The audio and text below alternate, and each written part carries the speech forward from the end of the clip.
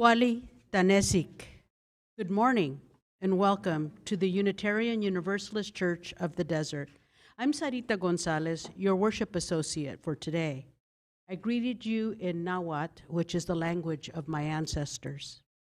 As we begin, we acknowledge that we are on the historic homelands of various bands of the Cahuilla people, and we honor the unique relationship that we hope emerges between our community and the indigenous people, their territory and their traditional territories. Let this acknowledgement serve as a reminder to recognize, honor, reconcile, and partner with the Cahuilla people whose land and water we benefit from today. It is important here in this community to create a safe and healthy environment for everyone who gathers in worship, including those who are immunocompromised and who have other risk factors. Our COVID protocols about vaccination and mask use are in place because we wish to do everything we can to protect all of us. A reminder that mask coverings your mouth and nose are required to attend in-person worship, preferably an N95 mask. If you arrived without one, we have some available at the welcome desk. Please choose to act for the health and safety of our community. Our service is always available streamed on our website if you need to observe from home.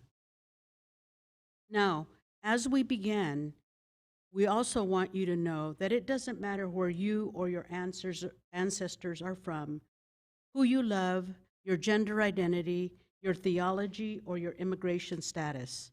We welcome all of those who are committed to our core values expressed in our 8 principles. Together, we come to this place to share our hopes, our dreams, our visions. We seek to build a diverse and inclusive community based on our first principle, the inherent worth and dignity of every being. Thank you for being with us this morning. If you would like to be on our email list to learn more about us and our programming, please contact us at admin@uucod.org. That's admin@uucod.org. And now we will ring our Tibetan bowl to begin our service, and we will listen to music of centering.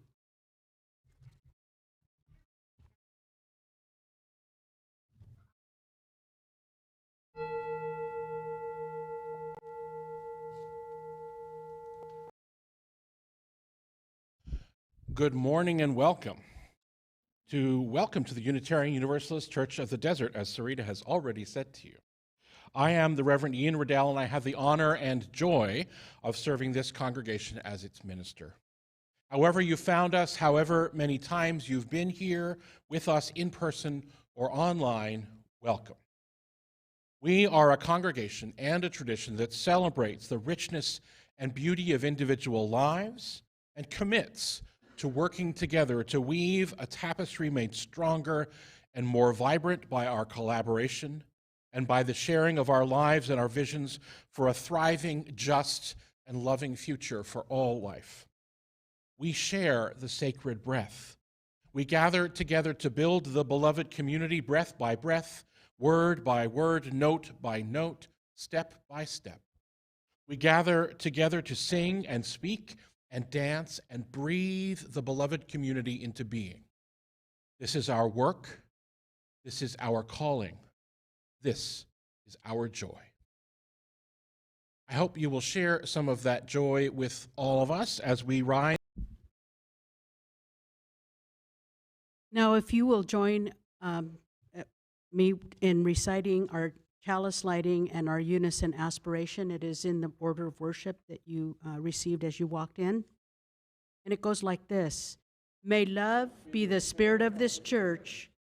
May the quest for truth be its sacrament and service be its prayer. To dwell together in peace, to seek knowledge in freedom, and to help one another in fellowship. This is our aspiration.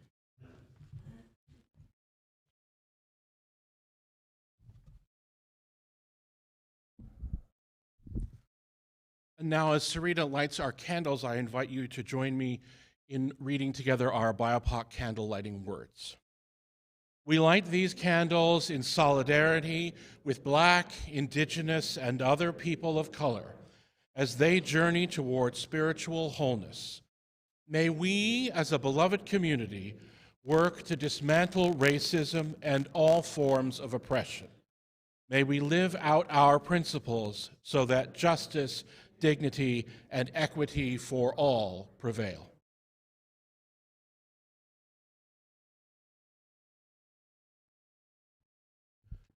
There are a whole bunch of stories in today's service, and this is our first. This is the story of Amelia and her super magical powers by Gail Svar. So this is the story of a young girl named Amelia. She was fascinated by tales of people with superpowers like Wonder Woman or magic like Harry Potter. She yearned to have powers like that so she could help people. Like the boy she often saw sitting all alone at lunch looking very sad. If I had magic powers, she thought, I could make him smile.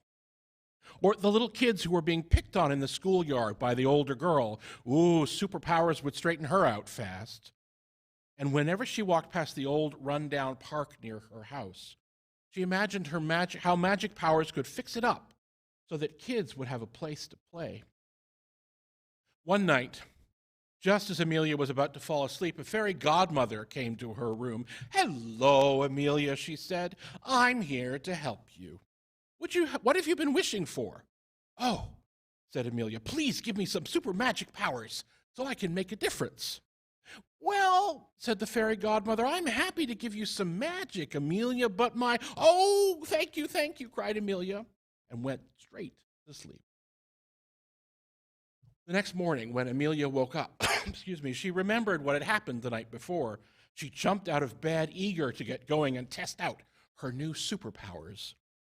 As she walked to school, she realized she'd forgotten to ask what she needed to do to release those powers. You know, say some secret words, give a high sign or something else, but she decided she'd figure it out as she went along. That day at lunch, she saw that same sad boy sitting by himself at lunch again. "Let's try my magic," she said, as she wiggled her fingers at him from a distance. Nothing. Maybe I need to be closer, she thought. So she walked closer to him, and he looked up at her. She couldn't help but give him a friendly smile, and when she did, his face beamed with his own huge smile. "Ha!" thought Amelia, "I really do have magic." "Can I join you for lunch?" she asked. "Sure," he said, smiling even bigger. The two of them laughed and talked all during lunchtime. She learned his name was Bobby. He'd lost his father earlier in the year, and he and his mother had moved here after that. He didn't know anyone and was too shy to go up to kids and talk. Well, Amelia and Bobby became good friends, and Bobby smiled a lot from then on. One day soon after that, Amelia and Bobby were in the playground when they saw Karen bullying two younger kids by the swings. She'd read What to Do about bullies, but she had never tried any of it before because she wasn't really sure she could do it. But now, with her superpowers, she was ready. "Come on, Bobby, let's go help those kids." So they walked up to where Karen stood over the two children, and Amelia wiggled her fingers at her and said loudly, "Karen, stop it right now. Cody, come on, Dodie and Lou, come with Bobby and me. You're safe with us." After the four of them had left, Amelia told the two, "If she bothers you again, just turn around and walk away. Act like you don't hear her. Don't show any emotion. And if she keeps trying to hurt you, let Mr. Crenshaw in the office know. I'll go with you if you need me to." Well, they did just that, and Karen never bothered those kids again. Well, by now, Amelia was feeling pretty good about her superpowers. "How can I use them to fix up our old park?" she wondered. Wiggling her fingers didn't work. She still didn't know any magic words. Maybe, she thought, if I start working to clean it up, something will occur to me. So she took trash bags to the park and started picking up trash that had been left there. Before long, a couple of friends came by and asked what she was doing. "Well, I'm fixing up our park so we can play in it again." Well, that sounded like a good idea to her friends, and they began to help. Soon other kids joined them. They picked up trash, pulled weeds, and cleared out dead brush little by little. The park began to look better. When some of the parents saw the improvement, they decided to help too. So some mowed the grass, others built picnic tables, and still others convinced the city to buy some new equipment. It was hard work, and it took many days, probably many weeks, but anyway. But they got their new park. And when it was all done, the whole neighborhood had a picnic in their new park to celebrate. After the picnic, Amelia fell exhausted into bed. She was just about asleep when the fairy godmother came back. "Oh, I'm so happy to see you," said Amelia. "I want to thank you for giving me all those super magic powers." But I tried to tell you," said the fairy godmother. "My wand was broken. I didn't give you anything." "You must have given me powers," protested Amelia. "How else could I have made Bobby happy, stopped a bully, and given our neighbor a wonderful park?" The fairy godmother just smiled. "Well, my dear, you did that because you possess 3 powers that you developed yourself: kindness, bravery, and determination. With those 3 things, you are making a difference." And with that, Amelia fell happily back to sleep. We're going to take a moment now to collect our offering. The ushers will, if the ushers could come forward.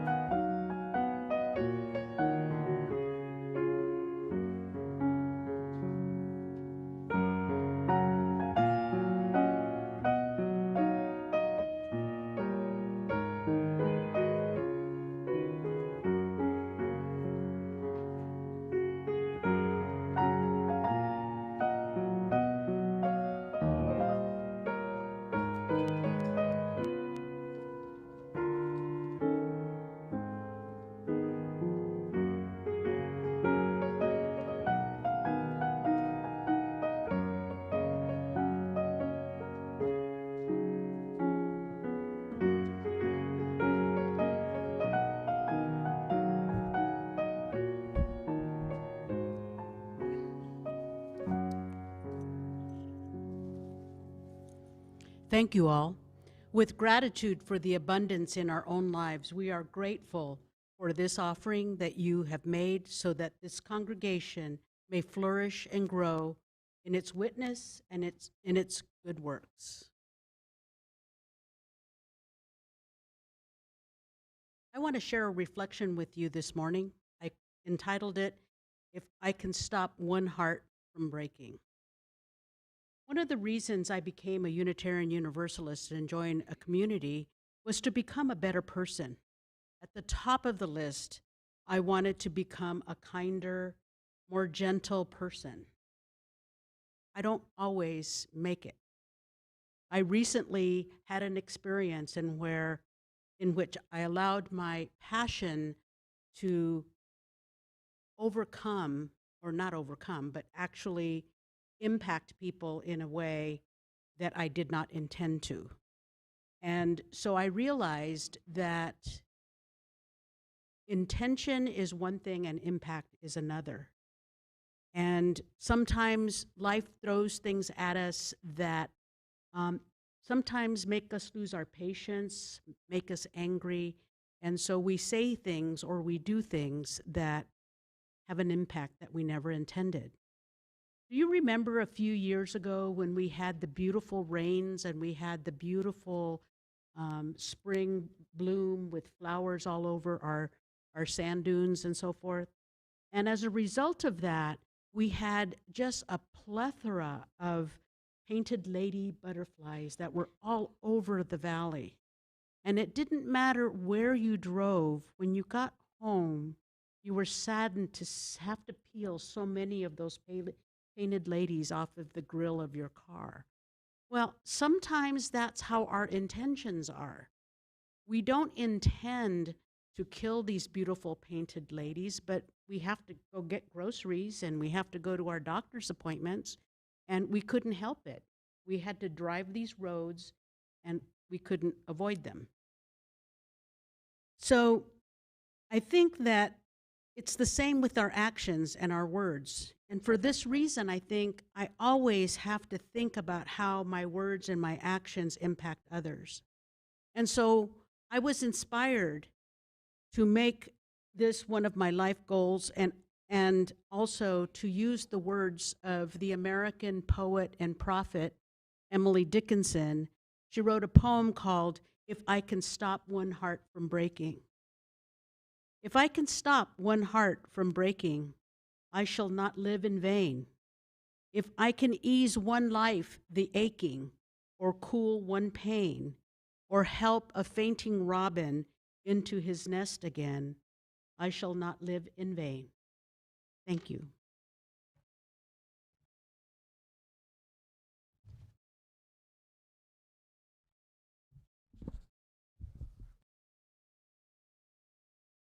I told you there were stories, and so I want to start my sermon today with a story that I have told you before, and I will promise you that I will tell you again. It's a touchstone for me, a way I have found of explaining something central to how I understand what we're here in religious community to figure out together. It goes like this. There was once a great and beloved rabbi. Students came from far and wide to learn and grow with his wise and compassionate elder. One day, the rabbi asked the gathered students a question, a very important question in Jewish ritual and tradition. How can you tell, the rabbi asked, if it is day or night? How can you tell if the dawn has come?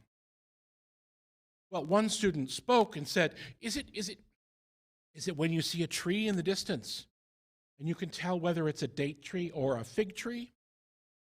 No, said the rabbi. Another asked, is it when you see an animal in the distance and you can tell whether it's a dog or a goat? No, said the rabbi. Increasingly frustrated, another student asked, well, then how can you tell? And the rabbi responded, it's when you look into the face of the person in front of you and you know that they are your kin. If you cannot see that, the rabbi concluded, it is still night. Our Unitarian Universalist tradition movement says that we find inspiration and admonition and grounding in many sources. We claim that Jewish and Christian teachings invite us to think about how we live and love as communities. The Christian scriptures tell us that Jesus was once asked a question by people trying to trick him into saying something that would get him in trouble. They asked him how to have eternal life, how to get into heaven. And Jesus responded by asking them what they found about that question in the Torah. Well, the questioners responded, love the Lord your God with all your heart and all your soul and with all your strength and with all your mind, and love your neighbor as yourself. And Jesus said, do that. But the questioner asked more, and just who is my neighbor then?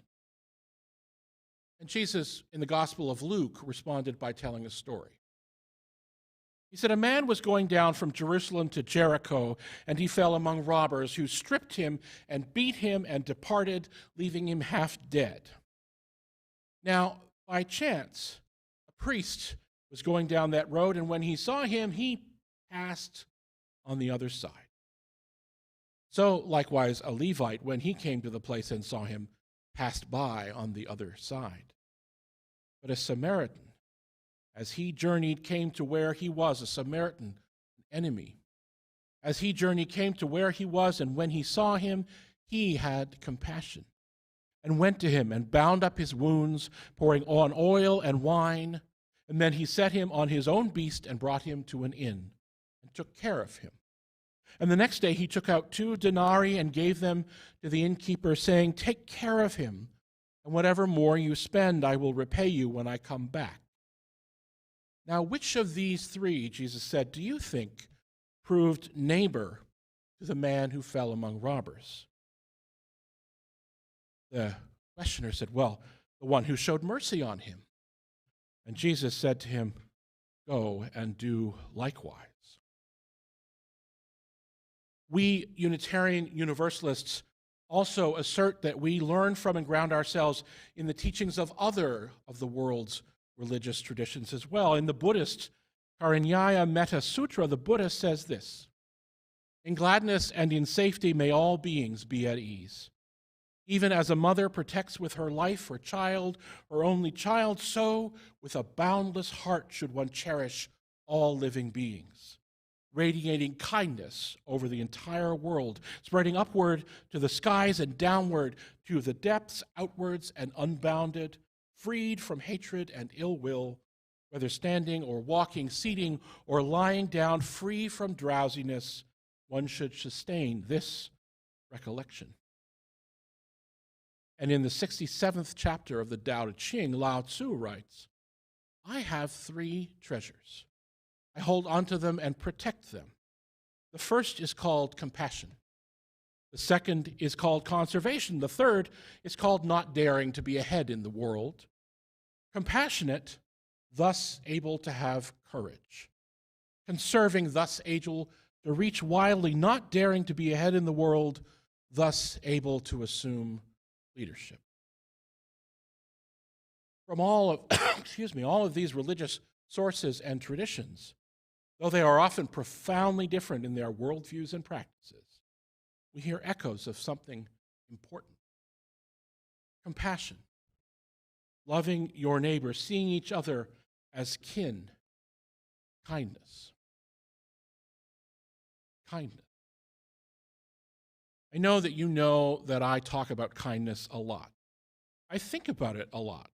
It's pretty central to how I want to live my life in the world, how I want to be a leader and a teacher, how I want us as a community to be for each other as we figure out how to live together in this world. It's a bit of an obsession of mine. I've certainly preached about it with you already, and I just keep coming back to it. I come back to it because I'm trying to figure out how we can operate and thrive in this world where cruelty and indifference seem to be so central to the way so many people see the world. I come back to it because I see and feel how much we're struggling right now, figuring out how to live together after the pandemic and politics and injustice and war have come together to drive us apart from each other. And that is all true. That is definitely all part of what's going on. But when I look deeply, I see another reason that kindness is so central for me. We Unitarian Universalists say that religious tradition is important to us. We say that the findings of science are important to us. And we also say that our individual experiences can be a powerful grounding for our choices and our ways of being in the world. Kindness is important to me because when I hear the story of Amelia and her helping, I remember my childhood and my adolescence, and I remember being one of those 2 small children being bullied. I remember the experiences I had of unkindness at school in my childhood and adolescence. This bullying I experienced and witnessed around me left deep impressions on me as I grew into adulthood. I know I am not alone or special in having these experiences. I can imagine that many of you share these kinds of experiences, so I am not asking for sympathy. But I can't help but see the origin of my fascination with kindness, my striving for it, in my memories of days when it just wasn't there.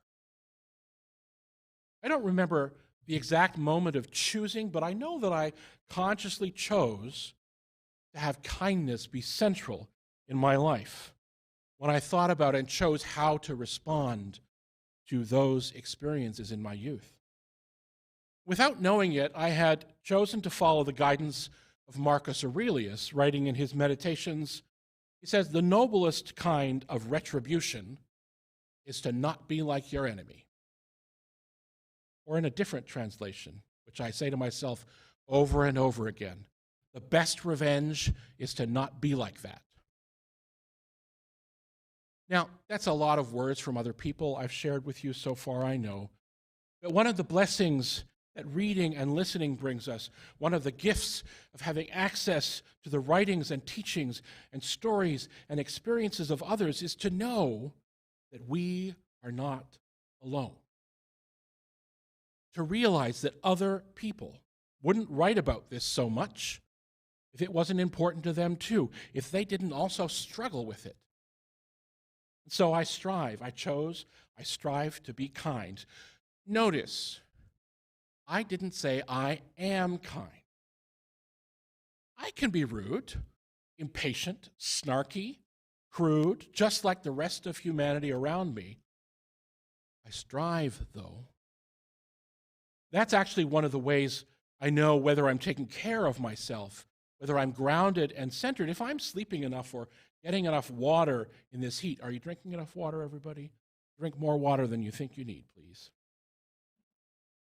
When I notice that I'm being a little too snarky, or wanting to be, or short, or brusque, if I notice that, then it's a sign that I need to focus a bit on rest and rejuvenation and spiritual practice to bring the aim of kindness back to the center and my ability to live that out.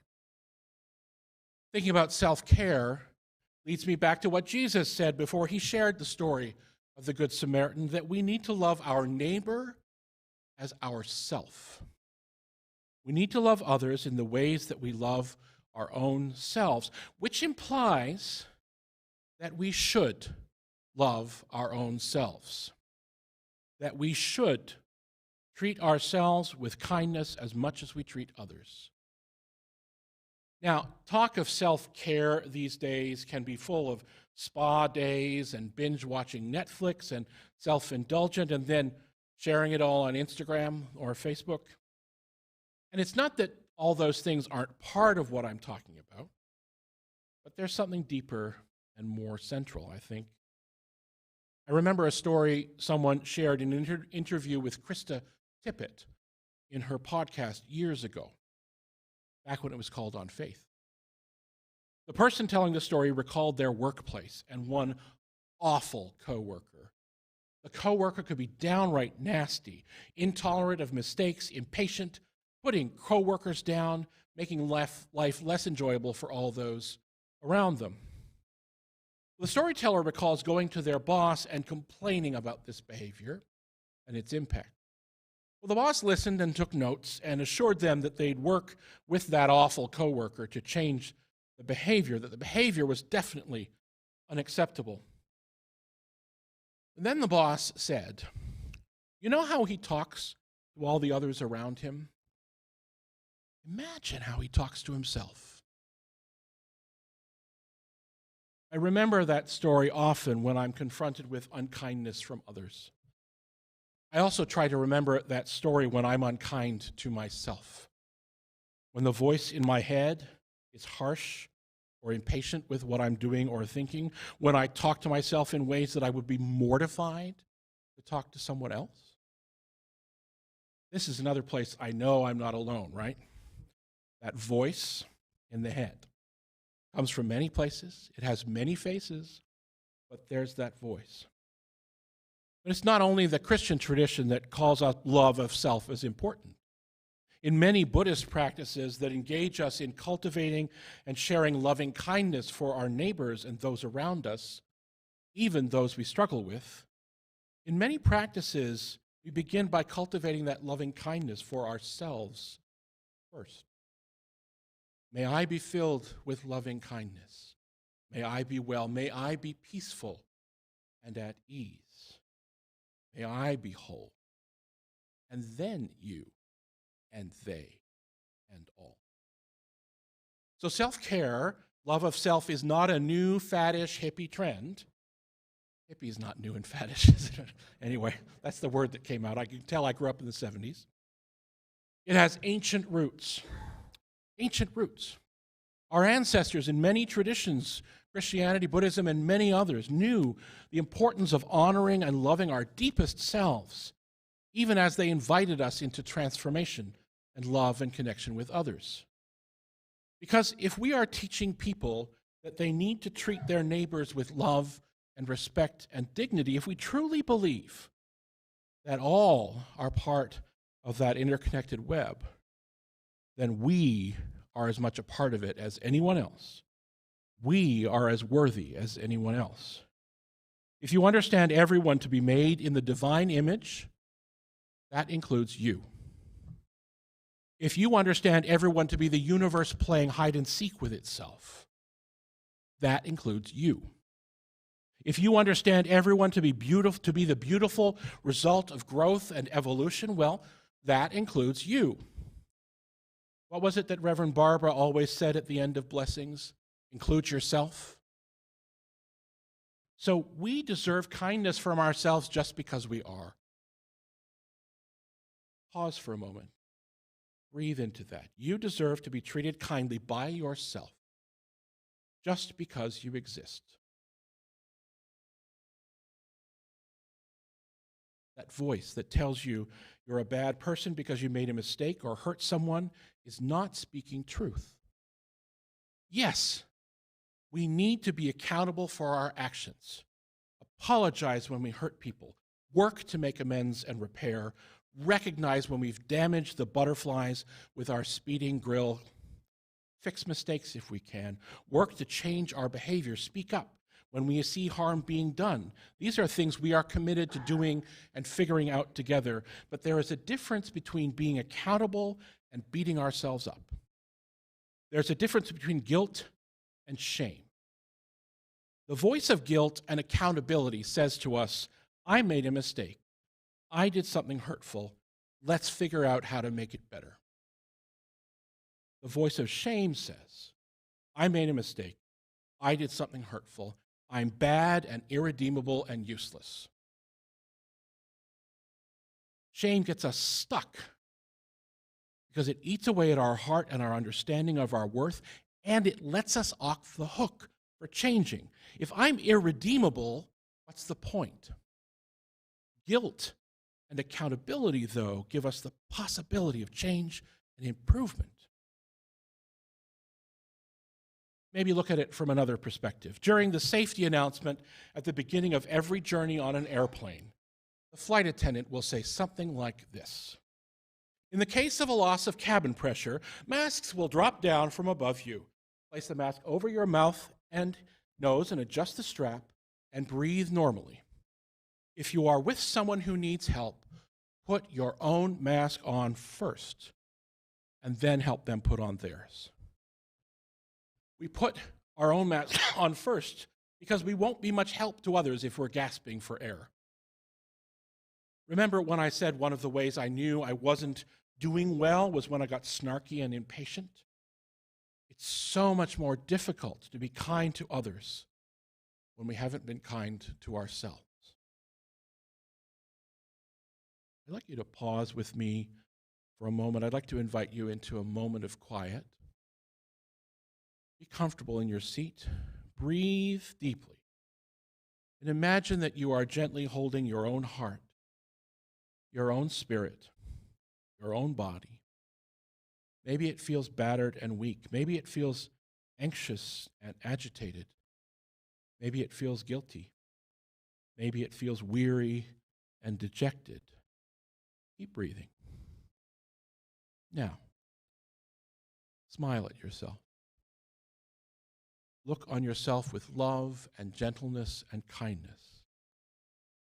Say to yourself, yes, I see the things that aren't great, and we'll pay attention to those, but right now, I can see that you are beautiful.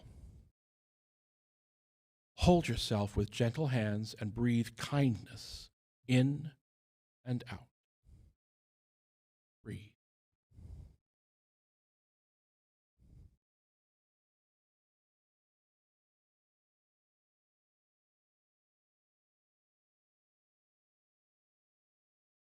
Dear ones, as we leave this place, keep breathing. Take time regularly to remind yourself that you are worthy, loved, and lovable. When the voice of shame pops into your head, remember that you too are a part of this beautiful universe. Take time to look in the mirror and recognize that you are your kin as well. Dance or stretch to make you remind yourself that you are whole.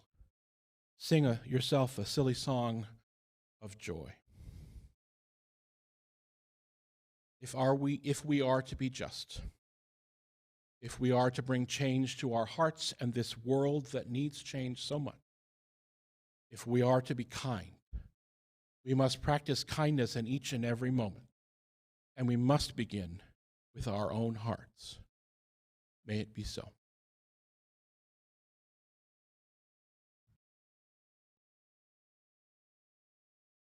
Now, as Reverend Ian extinguishes our chalice, if you'll recite along with me, we extinguish this flame, but not the light of truth, the warmth of community, and the fire of commitment. These we carry in our hearts until we are together again.